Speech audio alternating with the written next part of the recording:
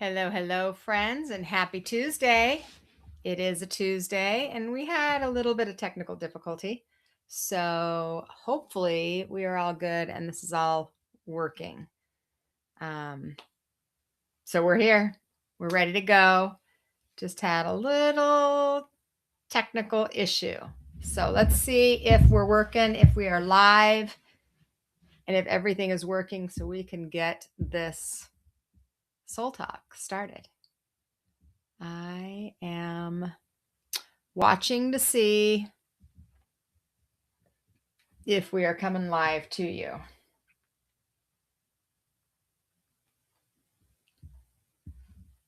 So let's see. Let me know if you can see me.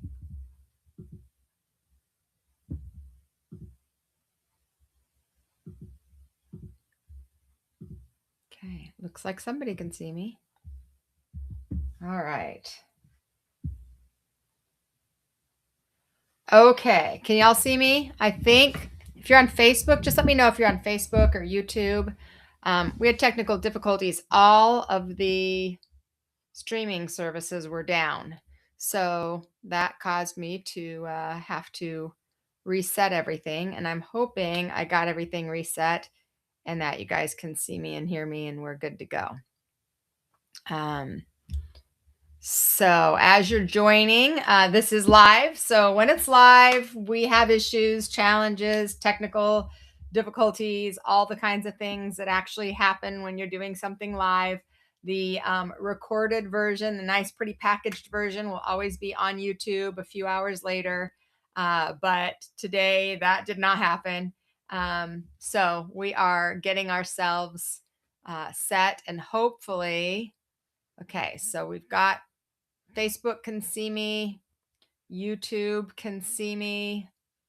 I'm going to hang tight for just a couple more minutes just so we can get going, okay? Cuz you never know. Technical difficulties, you guys, they suck. They suck, but that is part of doing it live. Now, I could skip all the messiness and just record and not have all of you here and then not be able to do any Q&A, not be able to see any of the feedback. And that isn't any fun to me. Although these technical issues, they aren't fun either. But it's trade-off, I guess, right? So yeah, so if you're joining and we're good to go and you're hearing me clearly, you're seeing me, I'm showing up on your feed, then I think we are in pretty good shape. Finally, because man, I gotta check in with Riverside and see what's going on because we've had technical issues the last 3 times. And it isn't me. That's the thing I know for sure. It isn't me. It was me earlier. It is not me now. Okay, so I don't know what the hell the problem is. But what do you think, guys? Should we get started? Let's get started. All right. Let me note my time because, that's what I have to do here. All right. Welcome, friends. So here's a thought I'm curious about. Do you believe that you can be heartbroken and be happy at the same time? Do you believe that's something that actually the two can coexist together? And I'd love for you to throw this in the chat. This is interactive, guys, so please share your feedback, your responses. But my answer is I think you can. And I actually think sometimes that's even one of the bravest things that we can do. And maybe we can learn to do. Last week, I talked to you here on the podcast about my friend Robin transitioning this physical earth and going home to spirit. And, of course, the grief doesn't just go away because a week went by. Of course, I miss her physical presence and it comes in waves, right? There are moments when it hits me, and then there's moments when I'm laughing, singing, playing with my family, the kids, just doing things that I love to do and having fun. And I've been thinking about that a lot. I just actually, in my mastermind group, we just talked about a very similar conversation, which was why this was on my mind and on my heart. is because I just dove into this all day yesterday in our online retreat. And so that's what we're going to talk about today, you guys, because somewhere along the way, I think that a lot of us learn that happiness is something that we have when everything is working right, when everything is going perfectly, when the kids are good, when your relationship is good, when your money is okay, when your health is okay, and in that state, I think that we never get there. Because when is it in your life that all the different aspects, all the things that you might worry about are all going well all at the same time? It's not a common thing. If there's if everything's going good here, there's oftentimes a challenge here. And it doesn't mean that you couldn't have that. If you do, that's fantastic, great. But how often does that actually happen in our lives? And so if we think about that, I don't know, probably like not very often, right? Would you agree? Not very often that happens. And so if we're waiting for everything to be good or everything to even just be okay in order to be happy, we're going to spend our entire lives waiting. And that's what I want to talk to you about today. The courage to be happy while you're still living through the hard stuff. So let's get started. So self-service, that's the way. Welcome to Soul Talk Shine today.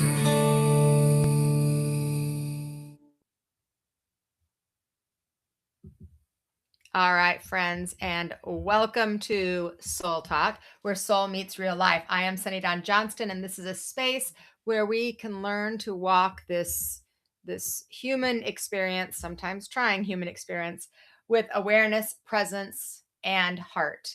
It's where we talk about real things, we talk about spiritual things, and we talk about how they all show up in this thing that we call life. I'm so grateful you're here, and so let's dive in. So, the courage to be happy. This is a concept that is based in Adlerian psychology. And there is an idea underneath so much of Adler's work that I love. And it is that we get to participate in what our life becomes. We get to participate. Things happen that we don't choose, right? Relationships end, people die, people disappoint us, our body changes, the idea or the plans that we created fall apart, the weather changes your plans, and we don't control all of those things. But here we are, still walking through it, still living through it, still participating in this life. And that's where I think that happiness actually takes courage, because happiness isn't necessarily our natural response to the circumstances that are happening around us. I think actually most of the time what we were taught is disappointment is our natural response, anger is our natural response, frustration is our natural response, because that's what we were taught. That's what we watched. That's what we witnessed. And in order for us to start to change our natural response, we're going to have to be open enough to notice the possibilities, to notice that there is something good, that we can allow happiness in. And I was thinking about this yesterday when I was teaching my mastermind class, and this really, I like had a literal example of this over the weekend. And so I thought I'd share it with you because, part of the podcast that I love to share and teach maybe some ideas and concepts and ways that can help you through your mind, your body, your spirit, your energy, your emotions. But I also like to share real life. And so this is an experience that happened for me, real life this weekend. And so I thought I'd share it with you. So, as many of you know, we had the celebration of our friend Robin's life on Saturday, and it was a full day. Started at 11:11, but it was a full day. The reception afterwards, and it was beautiful. It was amazing. There were so many cool experiences, which I will talk about um, down the road. So many signs from Robin. It was awesome. Uh, but so that was Saturday. And then I was beat Saturday night, of course. And Sunday morning, I woke up. And as life happens, my grandson was starting kindergarten yesterday. My granddaughter is starting high school tomorrow. And I had promised them to take them school shopping.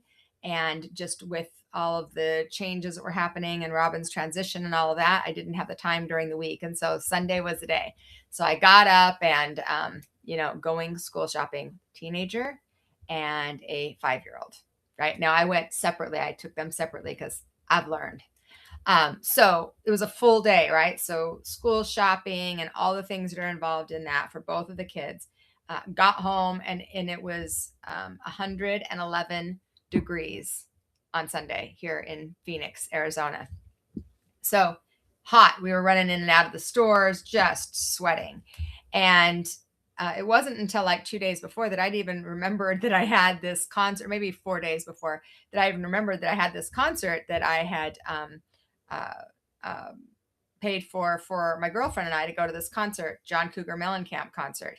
You guys all remember Jack and Diane, Hurt So Good, right? And so I had gotten tickets for her birthday. And then I talked to my son maybe 4 or 5 days before, and he was like, "Oh, that sounds like fun."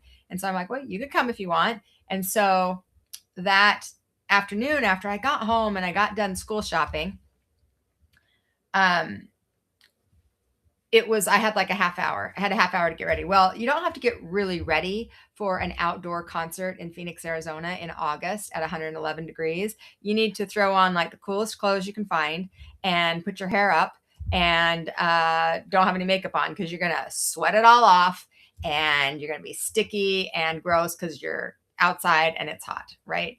And so that's how much readiness I had to get. And so we went to dinner, and actually my husband ended up coming too. So there was 4 of us, and we went to dinner and had a great dinner, and then we all drove to the concert together. And when we got to the concert, we could see a few little clouds in the very far background. And we looked at the weather report, and it said there was a 55% chance of a couple of rainstorms in the evening, but it wasn't really showing a lot. And if you live in Arizona, then you know. But if you don't live in Arizona, you might not. But it could not show something, and then in an hour, you could be blasted. But most of the time, the storms don't last very long here, especially in Arizona. We just don't get a lot of rain. And so that night we went to the concert. You had to wait in line for like a half hour. So we were just dripping sweat, literally. And we got out. We just get tickets on the lawn. So you can just bring a blanket and just relax and listen to music, listen to live music. And they have a couple of screens up so you can watch the performance because you're in the back, obviously, where the lawn is. But here's another thing. It's what I would say is it's mostly lawn. It's mostly lawn because it's hard to grow a lawn in Arizona in 111 degree weather. So the bottom half was better lawn, but we were more towards the back, which was more like dirt. But we had blankets, so that was fine. And so we're chilling, hanging out, visiting, talking, catching up, all the stuff. And the concert started late, as they always do. It said 8 p.m. sharp. I don't know about you guys, but my bedtime is 9. So I'm like, oh man, it's gonna be a late night. And so 8 p.m. sharp. Well, that started at like 8:30. Okay, so the concert started at 8:30. Played a couple of songs. Well, after like the first song, the wind started picking up. Now we actually appreciated the wind picking up because the wind picking up cooled us down a little bit because we were so hot and sweaty. But then the wind picked up more and then more and then more. And then we were getting like pelted by dust, like a big dust storm, a haboob, kind of a combination of a haboob. If any of you have never heard of a haboob, it's like a great big dust storm that kind of covers the valley. I don't know if this one actually qualified as a haboob, but that's how it came in. You could see the dirt, you could just see the dust coming in. And so the dust came in, and the wind was probably, I don't know, 30 miles an hour, maybe. So it was, you could feel it, right? But the music's going, it's great, whatever. You know what? Who cares? And then it started having just light little teeny sprinkles of raindrops, which was lovely. Then it cooled us off a little bit. Now we're a little bit muddy, kind of, maybe a little dirty because we got dirt all over our skin, little raindrops, but still, it's okay. It's cool, whatever. Then the rain hits a little bit harder and a little bit harder and a little bit harder. Well, by within like, I'd say it happened pretty fast. 5 minutes into the rain, I was dancing in the rain. I was dancing to the song, whatever song he was singing, I can't remember, and dancing in the rain because I've made a decision in my life that I'm going to be happy and I'm going to choose to be happy. And I love to dance. And so anytime that I can dance, and especially if you can dance in the rain, I'm going to dance in the rain. And so I was dancing in the rain, and it was kind of big raindrops at the time. Well, within maybe 4 or 5 minutes, it was bigger raindrops. And then it got a little bit chilly, even though it was like 100 degrees, but the wind was blowing really hard at this time, and it was raining hard at this time. So Angie and I got underneath our little blanket that she had brought, and my husband and my son were behind us, and they were still kind of just being cool because, guys. And within maybe another couple of minutes, it was just like torrential rains, right? And so we're like, oh shit, this is like getting serious. Well, within 2 more minutes, they said, okay, everybody. So I think we were maybe, they said 6 songs, but I don't remember 6 songs. I think it was maybe 4, maybe 5 songs.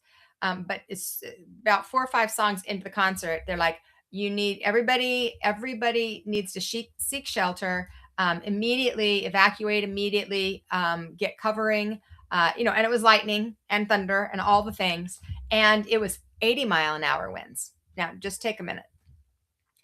Have any of you ever been outside in a storm with 80-mile-an-hour winds, with dust and rain that then turned into hail? And if you haven't, let's imagine for a minute. Can you imagine what that feels like? Like you're just getting little pelts, right? Little pelts. Now, I only felt like maybe for like 30 seconds, little pieces of hail. I'm like, that is a little bit harder than whatever. So by this time, the dirt had turned to mud, and it was like a mudslide down the lawn. And my husband had his shoes off, so he was trying to get his shoes on. So we were trying to get our stuff together. Well, I wear glasses for seeing far away. So I had glasses on. I couldn't see anything because it was raining so hard. My glasses were kind of fogged up. I literally was like I was blind. And I chose to wear flip-flops this day and white shorts. Let's throw in the white shorts too. So we're walking, but y'all know how flip-flops, when you're walking and you go to lift your foot, if you have something like mud, let's say, underneath you, it's like it creates a suction cup. So I couldn't walk hardly at all. I couldn't walk fast. My husband and my son they got ahead of us, and Angie and I were holding on to each other, and we're walking, and I'm laughing. It's so funny. Like it's hilarious, you guys.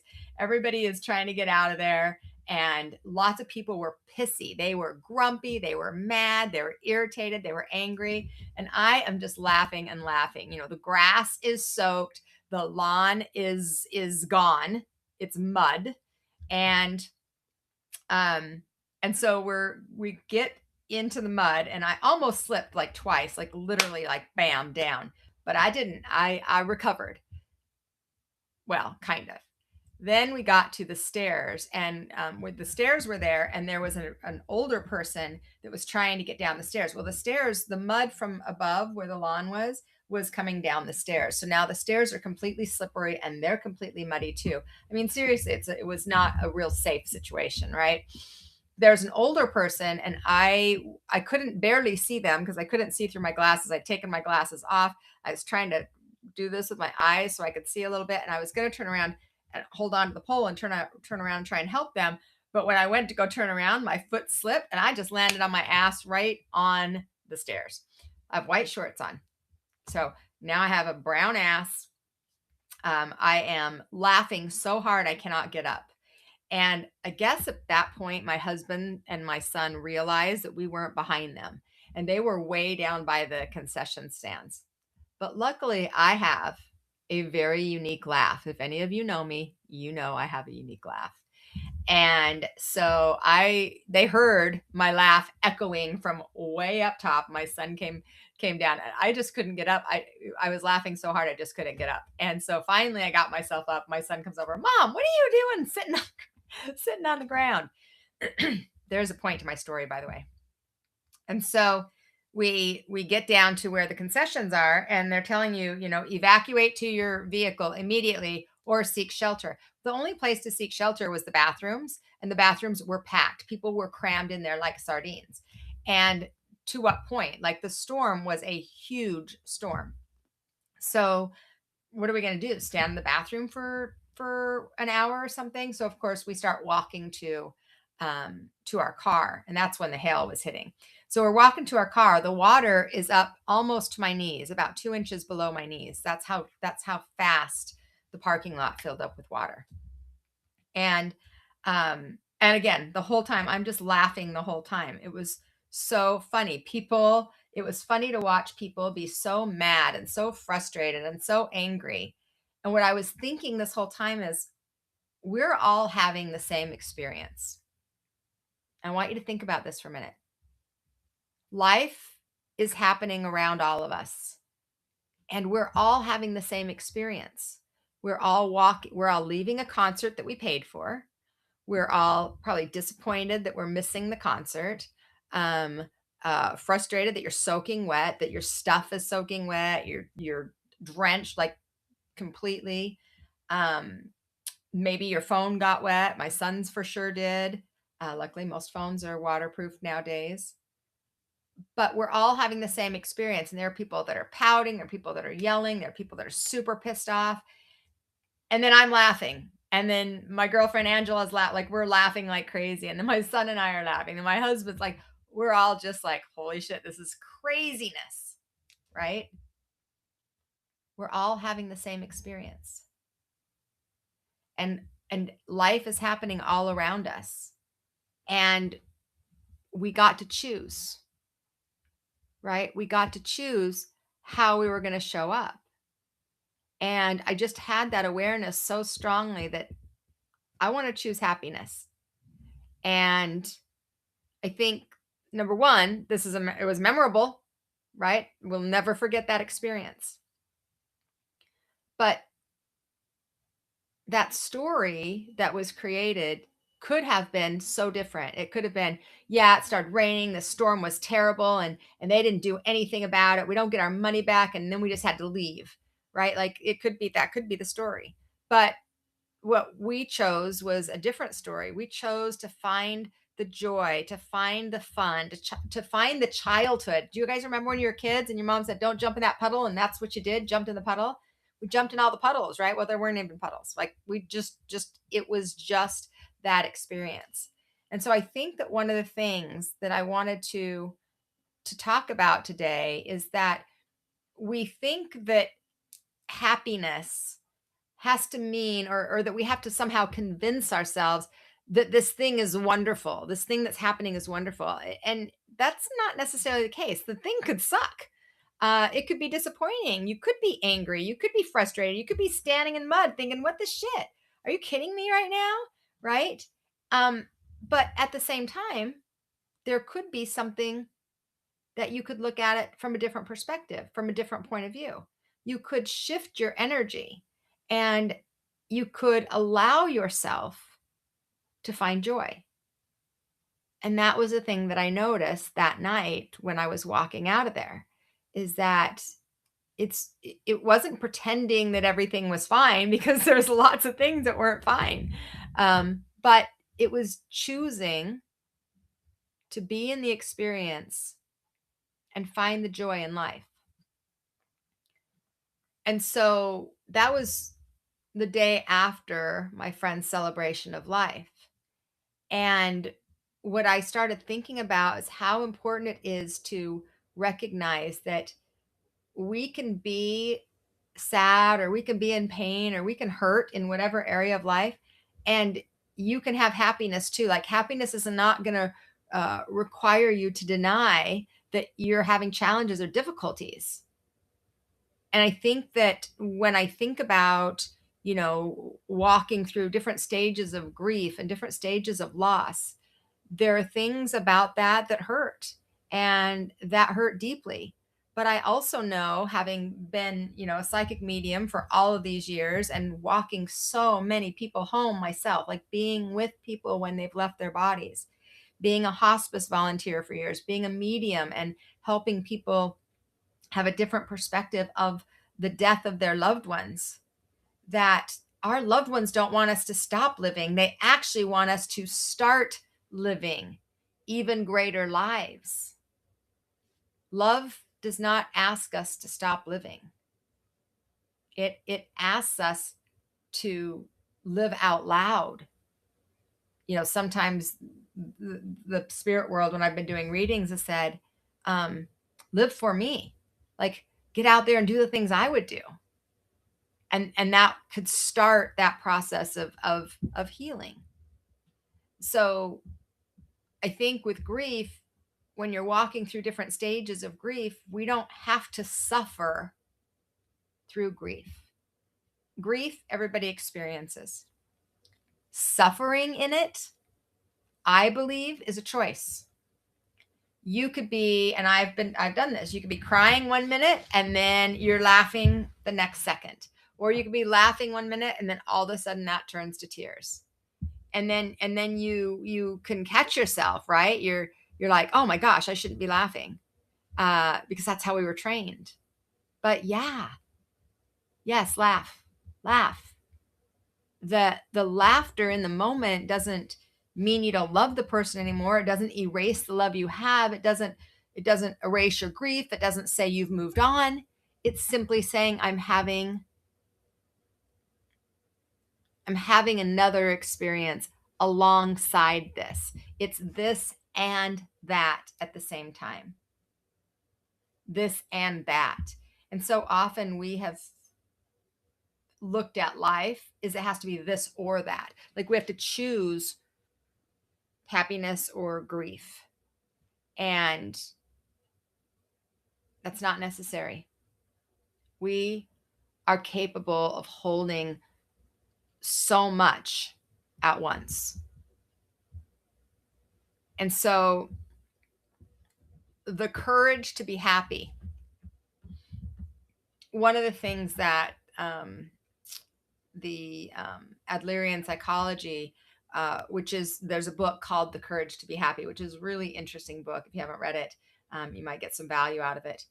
But basically what it does is it says that we choose how we're going to participate in life. Life's happening and it's going to happen the way it happens. I call it life is lifing, right? Life just does what life does. But our response to it, or our reaction to it, depending on which one you're choosing, is really starting to kind of challenge the idea that so many of us have been trained into, that our past is going to dictate our future, that our experiences are the things that shape us, not necessarily our choices around those experiences. And what I mean by that is we get to choose what something means in our life. And so when we have an experience, we get to decide, and we automatically do this. But if we could do it from a more conscious state, that would be helpful. Is we get to decide what the experience is going to mean in your life and how you are going to live it afterwards. So what am I making this mean about myself, or what am I making this circumstance, this situation mean about life? And I think that we tend to, when people aren't happy, it's like, well, when I get this thing, or when I do this thing, or when I have this thing, or when I'm done with this thing. And so we're thinking about it from a place of like getting something, right? getting the house, getting the vacation, getting the job, getting the money, whatever that thing is that we're waiting for. And once we get that thing, then we'll be happy. How many of you can relate to that? How many of you have said that?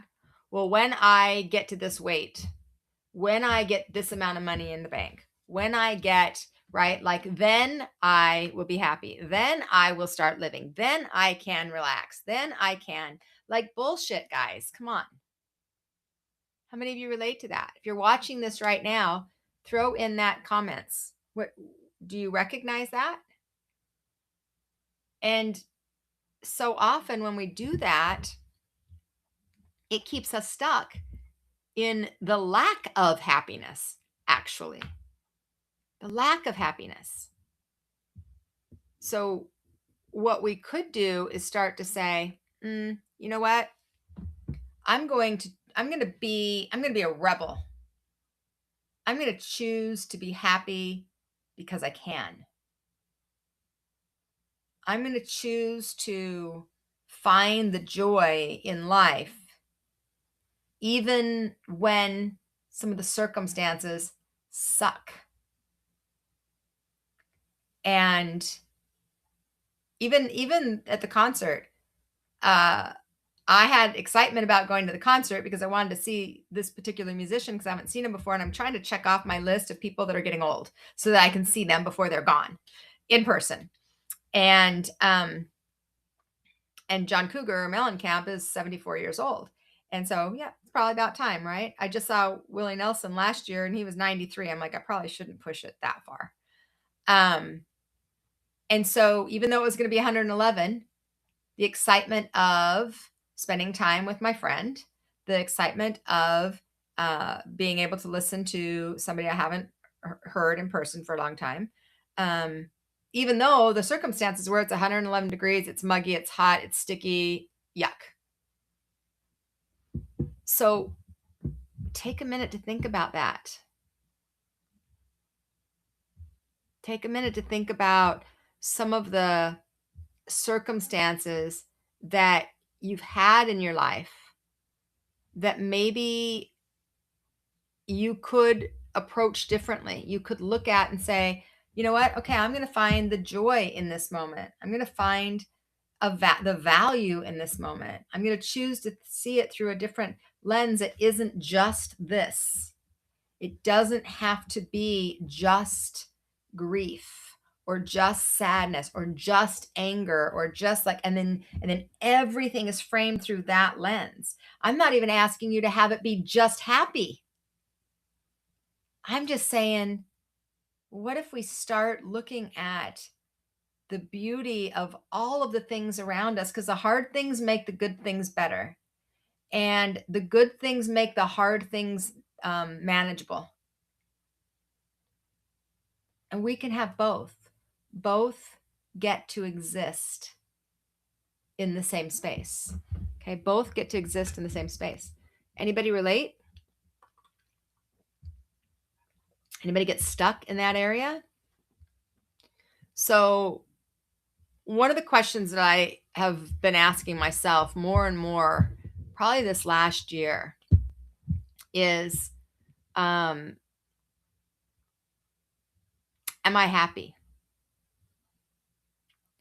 And that felt like a big question because I would say I'm probably one of the happiest people I know.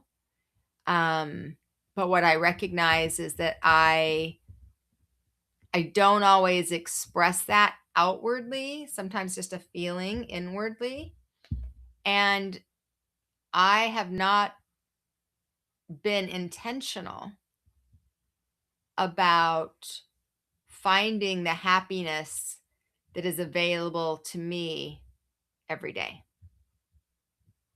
So instead of asking myself, am I happy? What I've been asking myself lately is to look around and to find where happiness is showing up that I can take in. So where is it available to me today? So maybe it's going and sitting outside and letting the sun hit my body. for 10 minutes. Maybe it is walking over to my grandson's house and picking him up and having him come over to go swimming. Maybe it is listening to a song that resonates with me. Maybe it is being open to pay attention to all of the signs that I'm seeing around my friend that transitioned. Maybe it's enjoying a great meal together. Maybe it's just sitting and being a little bit. Maybe it's dancing in the rain. And I think then what we get to is we start to realize that we didn't have to plan the happiness. We didn't have to force that happiness. Like, we looked for it and it showed up. And then more of that shows up. And then we're talking about manifestation and the law of attraction. And the happier you are, the more you attract that energy, right? And the sadder you are, the more angry you are, the more frustrated you are, the more judgmental you are, the more you attract that, right? And so we don't have to like do a overhaul of our entire life, but what we can do is start recognizing that you can be hurting. You can be distant from somebody that you care about. You can be in grief. You can be having a frustrating situation, and you don't have to focus only on the thing that hurts, because then what you're doing is you're missing the thing that brings you joy, or the thing that is at least bringing beauty into your life in whatever way it is. In this conversation, I've been talking more about the holding grief and holding happiness at the same time. And I think that's important. And I hope that it's something that you choose to do as well. So with that topic, actually, let me talk about my grief webinar that's coming up. This was planned months ago, before any of life showed up the way that it showed up. But it is a free grief webinar, because obviously that's present in my own life. It's certainly present in a lot of my communities' lives. And I know it's something that people are challenged with and struggle with on a consistent basis, no matter what's happening in the world. And so we're going to talk about grief kind of in the way that we're talking about it today, the realness of it, the waves of it, the love, the anger, the pain, the laughter, and sometimes the guilt that comes up when you start to feel good again. And so we'll be talking about all that and how to allow yourself and to keep yourself in a place of living while also honoring the person that is no longer physical. I don't say the person that we lost, because I don't believe they're lost. And I don't believe you lost them. But they are no longer physical. And we have to learn how to now communicate with them from a different perspective.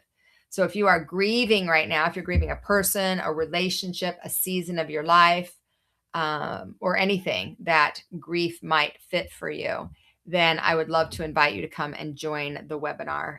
You can go to schooloflight.biz/webinar. I think I have, let me see if I've got that. School of Light. There you go. schooloflight.biz/webinar. And register for the free webinar. It is on August 19th. And if you get registered and you can't join live, then you can always watch the replay afterwards. I think that can be a really great tool that maybe will bring in some different ideas and different concepts for you in whatever kind of grief. I have several clients that are grieving relationship changes right now, and a lot of the same steps or tools apply. So if that's something you feel guided to, then come and join us. The other thing I want to share with you is I have a class that many people have asked me to do for a long time, and I haven't done a class like this for a very long time. And I thought I would share it with you. It is psychic detective class. So it is learning how to develop your skills and to step into the recognition, not even to be a psychic detective, but the recognition of some of the skills that it takes to step into the psychic detective work. And we're actually going to practice with real cases that I personally have worked on. So the class is Psychic Detective, Learn to Investigate with Your Intuition. And so that's a class that's going to be on September 15th from 5 to 7 Arizona time. And if it's something that you are interested in checking out, it's a $44 class. So this is actually a paid class. The webinar is a free webinar. This is actually a paid class. I'm going to put the link in the comments, and you can go and grab it and check it out. I think you guys would really love it because we're going to talk about intuition. We're going to talk about how you can start to learn how to develop that intuition into specific skills that can help you develop those psychic senses. And if you are somebody that likes like mysteries and those kinds of things on TV, you can start actually using the skills that I'm going to teach you to practice, whether that's like using photographs or objects or actual real life scenarios, and develop your ability and answer some questions that maybe sit inside of you and that you're curious about. So come and check it out. I put the link in the chat if it's something you are interested in, if you're live. If you are not live, you can go to my website, schooloflight.biz, and go to the events page, and it's on September 15th. So just scroll down to September 15th. The information will be there. So if you're fascinated by that kind of work, come and join us. All right. So what I want to do now is I want to talk a little bit about how we start right now, not waiting for life to be perfect. How we start just recognizing and living in whatever is going on in your life and finding the joy. So whether it's something you're navigating or something you're worried about or concerned about, maybe something's changing in your life. Maybe there's something ending and beginning. Ending we struggle with because it's a loss, but then the beginning we're excited about. Or maybe you're excited about the ending, but you're afraid of what the beginning is going to look like.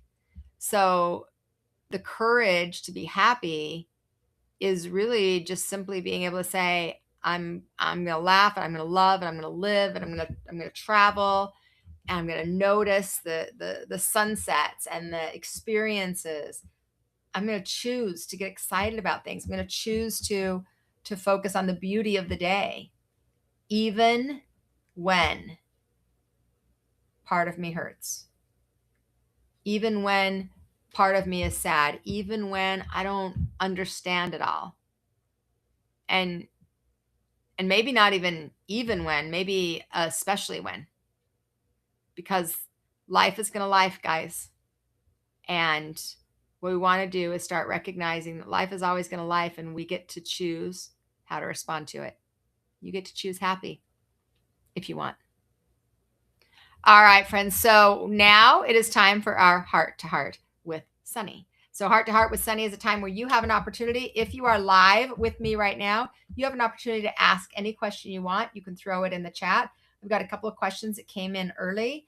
So I'm going to answer those questions first. But if you are, if you got something heavy on your heart, if you're curious about something, then throw the question in the chat and I'd be happy to answer it.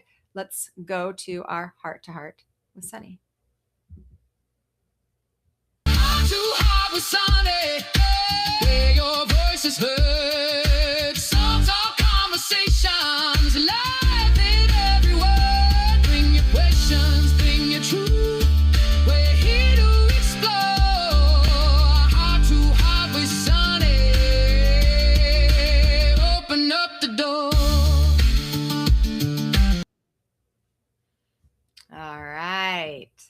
Heart to heart time. All right. So here is my first question. And again, if you have a question, throw that in the chat. First question. When you receive information psychically, how do you know what you should share and what you should keep to yourself?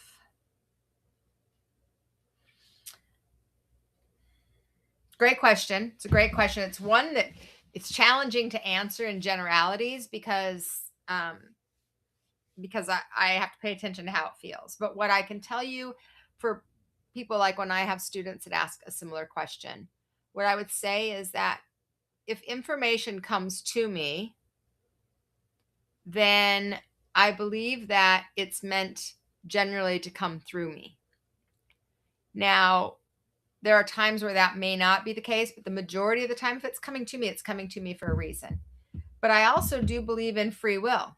And I believe that people have the opportunity to have free will and to have choice in what they receive and don't receive, the information they get or don't get. So I'll share a story here. I was at a restaurant probably 20 years ago, and a waitress came up and took our order. We were there for my husband's birthday. And the waitress came up and took my order. And when she came up to me, I immediately felt a baby with her. I knew automatically that she had aborted a baby, and the baby, without using words, but telepathically, sent me messages.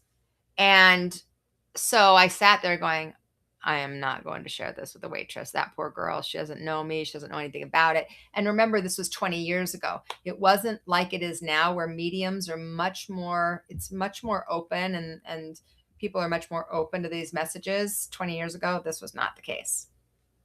And so I ignored it and I ignored it and I ignored it. We ate dinner. We had his little birthday cake, and then we were getting ready to leave, and it just kept pulling me, like nagging at me. And I'm like, oh my God, come on. I don't want to answer that question.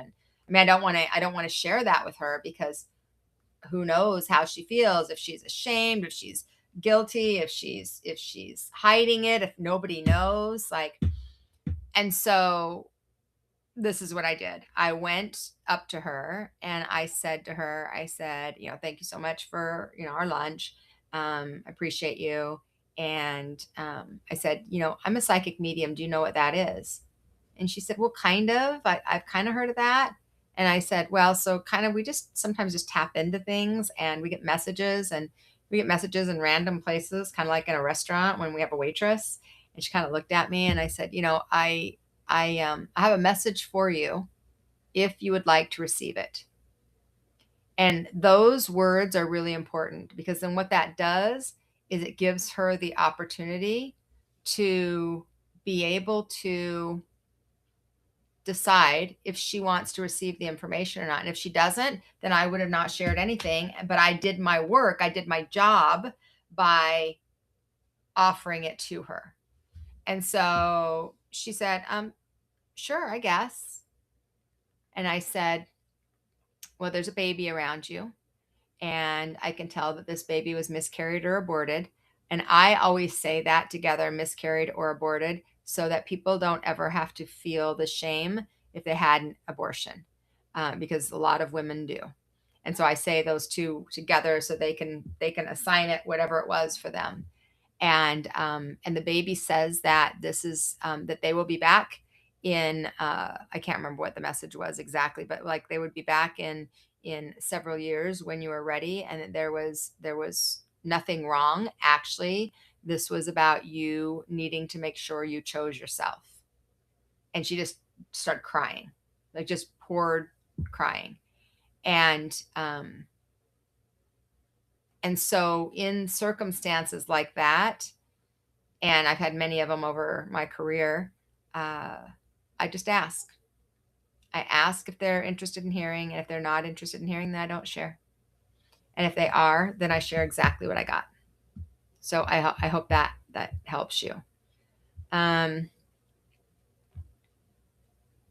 Do our loved ones in the past that have passed know what's happening in our lives now? For sure they do. They absolutely can see what's happening. They are present. Our loved ones are here. They're not like up here somewhere vibrationally, frequency, they are up here, but they are with us. They are in our experience. And so absolutely they know what's happening in your life. They know that you're struggling, and they know that the wedding is tomorrow, or they know that, yes, absolutely they know. And they also can send you messages and signs so that you can recognize their presence, if you are aware enough to catch them, if you are aware enough to pay attention to them. Okay, so that's a great question as well. And then I got one other question. I'm just going to answer this real quick, and then I see there's one question here in the chat. Do you think everything really happens for a reason? And I do. Yes, I do. Absolutely believe everything happens for a reason. I don't believe that everything happens for the reasons we want. I don't believe that there are things happening that I believe that there are things that are happening that we don't like, but I do think there is purpose behind all things. I think that we get to choose what that purpose is. I mean, we can have an idea that the purpose is because I'm a terrible person and I'm going to be punished all the time, or we can have the idea that the purpose is so that I can learn and grow and expand and heal. And there is purpose behind it all. It's up to you to assign the purpose. So I hope that answers those questions. Okay, let's see.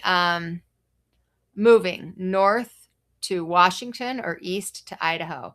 Allie, I'm not doing readings during these heart to hearts. These are more just like general guidance, general support. If you guys want readings, you can come and join. I do lots of different types of readings for very inexpensive. Tomorrow night I have Spirit Speaks, which is $25 a month, and you can come and get readings there, and we'd love to have you there. But for here, I'm keeping them to general questions that everybody can receive value from. And so she went on to say, I am being targeted and it's hard. So I'll speak to that. If you feel like you are being targeted for whatever reason, whether it's, in a physical way, a mental, emotional, energetic, that is hard. And also, we get to, and we can learn how to maintain our own energy. And what I would encourage you to do if you're being targeted is to not give so much energy to the situation or to the circumstance, but instead create more of a buffer around yourself. Be more mindful of maintaining, holding your own frequency, not absorbing the energy of the people around you that you feel like are targeting you. So that way it's kind of like you're putting your little shield up so that you don't absorb the energy of those that are around you. And that's something that you can do. Absolutely. Okay. All right, friends. So our time, I'm over on time because we started late today because of technical difficulties, but we got it all worked out. So as we come to a close today, I just want to thank you for being here. I want to thank you for showing up. I want to thank you for your willingness to just stop and take a listen and maybe fill yourself up a little bit. Thank you for choosing awareness in your life. If you got value out of this episode, if it supported you today in any kind of way, please take a moment to like, subscribe, share it. If you're on Facebook, please take the moment to follow and share on your social media if you got value out of it. It helps us to reach more people. It helps us to grow the space, and it helps us to stay connected to those that are looking for what we have to offer. So as I end, what I'd love for you, if you're live and in the chat or in the comments, I would love to hear where today, for you today, the question I've been asking myself, and I'd love for you to answer this for yourself too. Where is happiness available to you today? Where is happiness available to you today? So happiness for me was available today. I've had lots of happiness today. I got to pick up my grandson and walk him to school today. So happiness was available there. I went to the gym and worked out, and happiness was available there. I read a little bit of a book that brought me some happiness. I got to be outside and walked, even though it was hot as shit. And that brought me happiness to just be outside in nature, even though It's super hot and muggy in Arizona. So, where is happiness available to you today? Because choosing happiness, friends, it does absolutely take some courage. It takes a brave person to choose happiness. And so, as we're ending the show today, please share that in the comments. Where is happiness available to you today? Share that. Say it out loud. Make a statement. Bring vibration, frequency into the world. Because when you say it out loud, you add a vibration to it that attracts more of that. So, where is happiness available to you today? Being present with my grandkids. They are adorable. Yes. Such a great question. I went to the gym this morning. Beautiful. That's awesome. Thanks so much, friends. Drop it in the comments. And again, we're here every Tuesday, same time, same place. And remember, when we allow our divinity to guide our humanity, love becomes something we live with more intention and more presence, and absolutely with more love in our lives. You're not alone. I love you. See you next week.